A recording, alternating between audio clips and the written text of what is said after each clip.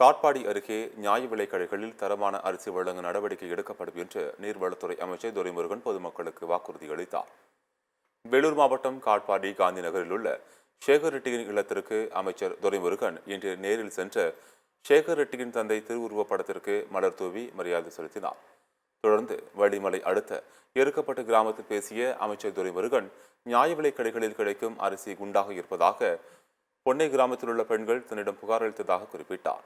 இது தொடர்பாக உணவுத்துறை அமைச்சரிடம் பேசி தரமான அரிசி வழங்க விரைவாக நடவடிக்கை எடுக்கப்படும் என்று அமைச்சர் துரைமுருகன் தெரிவித்தார். குண்டு குண்டு அரிசி போடுறாங்க, சாப்பிட முடியலன்னு அங்க உட்காந்துக்கிட்டே அந்த மந்திரிக்கு ஒரு போன் போட்டேன். இந்த மாதிரி நான் கேட்டேன், பொண்ணையை உட்காந்துருக்கேன் சொல்றாங்க தாய்மார்ல திங்கட்கிழமைக்குள்ள எல்லாத்தையும் வாரிக்கிட்டு புது ரைஸ் கொடுக்கன்னு சொல்லியிருக்காங்க. நான் செவ்வாய்க்கிழமை வந்து ஆள் விட்டு கேட்கிறேன், திங்கட்கிழமை உங்களுக்கு அரிசி வரலன்னா அடுத்த நாள் என்கிட்ட சொல்லுங்க, நான் நடவடிக்கை எடுத்துறேன்.